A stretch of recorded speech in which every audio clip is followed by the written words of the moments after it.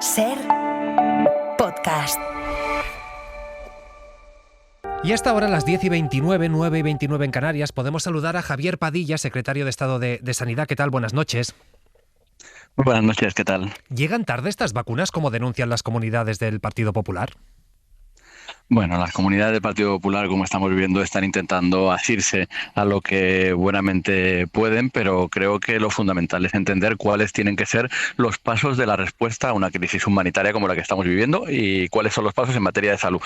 El primer paso, que tiene que ser muy claro, es el de la salubridad, el de conseguir espacios que tengan higiene y saneamiento y donde se reduzca la transmisión de enfermedades que puedan estar vinculadas sobre todo al hacinamiento. El segundo paso tiene que ser el de la seguridad, tanto de las aguas como del consumo de alimentos, para poder prevenir la aparición de enfermedades como gastroenteritis que pueden estar relacionadas con ese tipo de consumos. Y el tercero de los pasos tiene que ser lo que tiene que ver con la actualización y de la mejora de los calendarios vacunales. Entonces se está siguiendo los pasos lógicos que hay que seguir en la atención de este tipo. Pero es que además, si nos circunscribimos a cuáles son las enfermedades que más frecuentemente hemos estado viendo, como puede ser tanto la gastroenteritis con ese brote de Escherichia coli enteroinvasiva como con la sarna, son dos tipos de enfermedades no inmunoprevenibles, es decir, que no tienen que ver con la vacunación. De modo que las preocupaciones tienen una vinculación con las acciones que se van tomando y tienen una secuencia que es la que se está llevando a cabo. Lo que pasa es que la salubridad entiendo que está mejor ahora que hace una semana, pero tampoco está todavía garantizada, ¿no?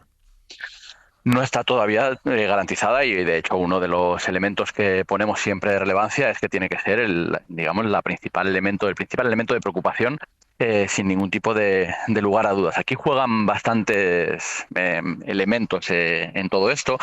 Uno muy importante tiene que ver con la cesión de los espacios. Hay que recordar que en el año 2021, cuando se sufrió una situación tal vez de diferente magnitud inicial, aunque de un impacto relativamente parecido entre los que sí que se quedaron en Ceuta, la ciudad de Ceuta de manera muy proactiva ofreció unos espacios y hizo que sí que se pudiera lograr esa salubridad de manera muy rápida. Ahora sí que se han visto unos avances muy grandes en las últimas semanas, parece también que con cierta colaboración de la ciudad autónoma, y esperamos que en la próxima semana, con los emplazamientos que ha anunciado también el Ministerio de Inclusión, Seguridad Social y Migraciones, podamos aumentarlo muchísimo más, ¿no? Yo creo que yo ahora mismo estoy en Ceuta, hemos visto un avance muy notable, y hablando también con organizaciones como puede ser, por ejemplo, Cruz Roja, también nos lo hacían llegar. ¿De algún modo, entonces, el gobierno de Ceuta ha puesto en riesgo la salud pública, bloqueando la cesión de estos espacios que ahora comentaba usted? Bueno, yo es que tampoco quiero entrar a hacer las mismas afirmaciones que posiblemente sí que haría o bien el gobierno de Ceuta o bien el Partido Popular. Yo creo que ahora mismo, en la situación en la que estamos, agradeceríamos que todas las infraestructuras estuvieran disponibles, porque lo fundamental, independientemente ni de cómo se haya actuado hasta ahora ni de las valoraciones que se puedan llevar a cabo, es conseguir garantizar salubridad, higiene y saneamiento para todas estas personas. Y yo creo que se va en el camino adecuado. Se han habilitado ya varias carpas en la zona del embolsamiento, se han habilitado también otros alojamientos en la zona de Loma Margarita, se están habilitando otro tipo de enclaves, y creo que ese es el lugar por el que tenemos que ir, porque, insisto, el principal riesgo en materia de salud pública tiene que ver con la salubridad. Si conseguimos actuar sobre la salubridad, el higiene y saneamiento, tenemos la gran mayoría de los riesgos atajados. Uh-huh. Del mismo modo que ahora han pedido ayuda a las comunidades con estas vacunas, no sé si se han planteado pedir un refuerzo de médicos, de enfermeras, a estas mismas comunidades. Comentaba con anterioridad que yo estoy ahora mismo en Ceuta. Una de las cosas que he venido a hacer aquí es el censar un poco la situación en términos asistenciales, ¿no? Más allá de lo censada que ya la tenemos por todo el personal que nosotros tenemos aquí desplegado. Ahora mismo, a nivel asistencial, hay que reconocer que evidentemente hay un tensionamiento, que no es una situación de colapso. Estamos hablando de que se ha conseguido mantener toda la actividad programada, tanto quirúrgica como de consultas, de la población ceutí, que ya estaba, que está funcionando con normalidad. Se ha conseguido no tener que cancelar vacaciones de ninguno de los profesionales, y se ha conseguido hacer todo esto manteniendo dos circuitos diferenciados: de población migrante de la llegada con la entrada masiva de los días 30 y 31 de julio, y diferenciada del resto de la población ceutí. Ahora bien, no cabe duda de que esto tiene un impacto en un incremento del número de consultas. De media, por ejemplo, en el hospital de Ceuta estamos viendo que se están viendo de promedio, unas 70 personas más de lo que se veían al día en el año 2025. Ahora bien, esto se está haciendo también con un refuerzo de profesionales. Estamos hablando de que se han contratado ya más de 90 profesionales para hacer este refuerzo en los diferentes dispositivos de atención primaria, 061, dispositivo también del ámbito hospitalario. Tiene una casuística muy singular y es que estamos hablando de una población muy joven, lo cual hace que la prevalencia de enfermedades crónicas sea menor y que la complejidad sea menor. Estamos viendo que ingresan muy pocos, de hecho menos de la mitad de la ocupación de las camas tenemos ahora mismo del conjunto del hospital, y hay una alta tasa de estos pacientes que vienen necesitando cuidados del tipo de curas de heridas, suturas, etcétera, etcétera. Entonces, estamos evaluando eso y digamos que se hará uso de todos los recursos que sean necesarios, sabiendo que no solamente las comunidades autónomas podrían ser uno de esos recursos. Hay otro tipo de recursos muy especialmente centrados en condiciones de catástrofe y de emergencias, con conocimientos más específicos de los que se podría tirar. Dicho esto, ahora mismo seguimos centrados en reforzar las capacidades del sistema sanitario ceutí con contrataciones específicas desde el Ministerio de Sanidad. ¿En qué grupo piensa cuando me dice que hay posibilidad de buscar alternativas en grupos especializados en catástrofes? Bueno, ahora mismo, por ejemplo, vengo de estar en la playa del Trampolín. En la playa del Trampolín, como saben, ya se desalojó a la gente que estaba allí en ese asentamiento, se llevó a otros lugares, pero allí se sigue haciendo por parte de Cruz Roja a las 6 de la tarde el reparto de más de 4.500 comidas. Después de eso, cuando eso termina, se ha montado una carpa de personal de Cruz Roja con apoyo de personal de Ingesa, de personal de la Sanidad Pública de Ceuta, para dar asistencia sanitaria. Pues bien, vengo de ahí y ahí había, por ejemplo, 2 profesionales de la Fundación para la Cooperación de la Organización Médica Colegial que estaban dando asistencia. Hay, digamos, no quiero tampoco decir porque puede poner en compromiso a alguna organización, pero ahí el Estado cuenta con recursos para poder llevar a cabo actuaciones de ese tipo en el caso de que fuera necesario. De todas formas, insisto, ahora mismo el elemento vinculado con la necesidad concreta de la asistencia sanitaria es un elemento que se está intentando gestionar de momento con recursos propios, además de los recursos que están proveyendo aquellas entidades que se encargan de los diferentes asentamientos, ¿no? Pues bien Cruz Roja o bien alguna de las otras entidades que tienen encargados este tipo de acciones. ¿Cómo están los ánimos del personal sanitario? Porque es verdad que estos días hablábamos con ellos y decían, estábamos desbordados, no podemos más, estamos doblando turnos, estamos echando horas y horas. Ahora me decía, bueno, hemos reforzado con 90 personas. Ahora, hoy, usted que ha podido hablar con ellos, ¿cómo describiría su estado anímico? Pues mañana, de hecho, voy a ir al pase de guardia del hospital de las urgencias del hospital de Ceuta, porque bueno, creo que es importante también ir allí a ese momento en el cual se produce un elemento como muy icónico de la práctica asistencial, ¿no? En el cual cuentas cómo ha ido la guardia, le cuentas a los demás cómo tienen, cuáles esos pacientes que les vas a dejar, y creo que es un momento especialmente bueno por un lado, para agradecer todo el trabajo hecho, pero por otro lado también para censar esos elementos más incluso clínicos, ¿no? Que son también como muy relevantes para ver un poco el estado de situación, ¿no? Hoy, por ejemplo, que hemos tenido reunión con la Junta de Personal, con representantes de diferentes categorías profesionales, lo que nos transmitían, sin ningún tipo de lugar a dudas, era una sensación que podríamos, no sé si denominar cansancio, estrés, una mezcla de cansancio y de estrés, que creo que evidentemente tiene una parte vinculada con lo laboral, pero que también tiene que tener una parte importante vinculada con lo vivencial que está ocurriendo. Estas personas no son solo trabajadores y trabajadoras del sistema sanitario ceutí, son personas que viven en la sociedad ceutí y que todo lo que le está pasando a la sociedad ceutí les está pasando también a ellos, además de pasarles como profesionales sanitarios. Y creo que esto es una cosa que, sin ningún tipo de lugar a dudas, hay que tener en cuenta. Ahora escuchábamos al Partido Popular insistiendo en su idea de no sabemos ya si confinamientos o aislamientos de personas, por ejemplo, con tuberculosis. ¿Qué le respondería? Bueno, yo creo que ayer la ministra de Sanidad respondió de manera muy elegante y con todos los datos por delante.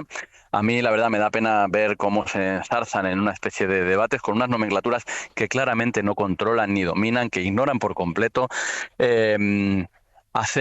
Decir que quieren que el gobierno estudie. Esto está totalmente protocolizado. Se sabe para cada diagnóstico cuáles son las medidas de salud pública que hay que poner en marcha. Y nosotros, de lo que hablamos y de lo que se habla a nivel individual cuando se diagnostica a una persona, no es de confinamientos, es de aislamientos. Hablar de confinamientos en esta situación denota que la primera vez que has llegado a la salud pública ha sido con el COVID y que te has quedado ahí y que te estás intentando agarrar a lo primero que pillas. Pero claro que el aislamiento es una medida de salud pública, muy especialmente en casos como por ejemplo puede ser el de la tuberculosis, que en la entrada, en la crónica previa a la entrevista, contabais muy bien cuál había sido la distribución de los casos, pero es una cosa que se hace en todas las comunidades autónomas de manera totalmente protocolizada por parte de los equipos de salud pública y que no hay que estudiar si se hace o no. Es que se hace porque están los protocolos aprobados por todas las comunidades autónomas en la Comisión de Salud Pública. Eso se va a seguir haciendo sin ningún tipo de lugar a dudas y creo que lo más responsable a ese respecto es decir que en efecto, que se está haciendo, que se tiene que hacer con la colaboración de todas las instituciones y no meter miedo a la población. Porque si metemos miedo a la población con algo que no tiene ningún tipo de sentido, una de las cosas que podemos conseguir es que haya personas que tendrían que acudir a consultas para revisiones de patologías crónicas que no vayan a ir por miedo a una cosa tremendamente irreal y ciertamente surrealista, que sea el contagio de una patología que no se está produciendo. Así que creo que, bueno, esperemos que después del envite inicial que ocurrió ayer y la rebaja que ha venido subsiguientemente, sea una idea que quede en el olvido, también teniendo en cuenta cuáles han sido las manifestaciones de las organizaciones profesionales y las sociedades científicas que han señalado que no tenía ningún tipo de sentido desde el punto de vista técnico. Para que todo el mundo lo tenga claro, si alguien ha tenido que ser aislado, ha sido aislado. Si va a tener que serlo en un futuro, ¿tenemos cifras de eso, secretario? Pero en Ceuta, Sí. en Madrid, en Valencia, en Euskadi o en Galicia, en cualquier lugar eso ocurre así.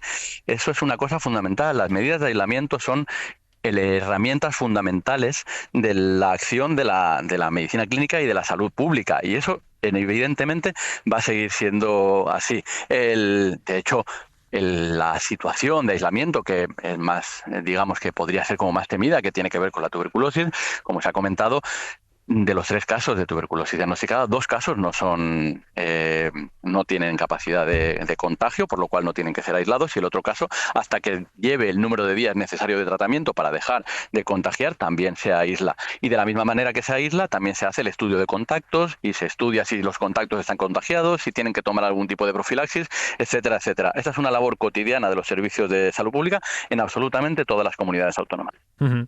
Visto con perspectiva, ¿qué autocrítica hacen ustedes de su gestión sanitaria en Ceuta?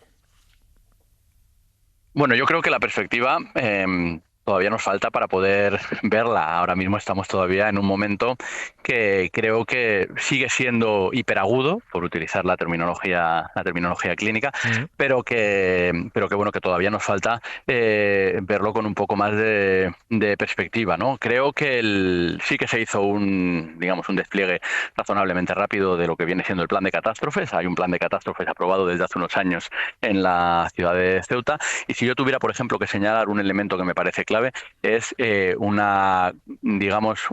levantar la voz muchísimo más, de forma mucho más decidida y tal vez precoz, sobre la salubridad como elemento fundamental. Esto, desde el principio, no ha sido en absoluto una crisis sanitaria.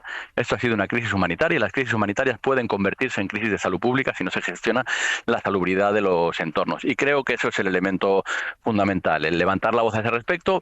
Y otro elemento que creo que ahora ya está muy notablemente bien engrasado y que se ha ido engrasando sobre todo después de la segunda semana, ha sido la colaboración estrecha con las organizaciones no gubernamentales que están aquí trabajando. Especial mención a Médicos del Mundo y a Cruz Roja, con los que tenemos una colaboración muy estrecha, pero con los que si tuviéramos que volver atrás, pues posiblemente sería desde el día 1 y no desde el día 5 donde estableceríamos esa colaboración, por señalar 2 elementos de mejora. ¿De ahora en adelante el mando único que mañana se va a aprobar les va a ayudar en algo, o en su campo van a seguir más o menos operando como hasta ahora?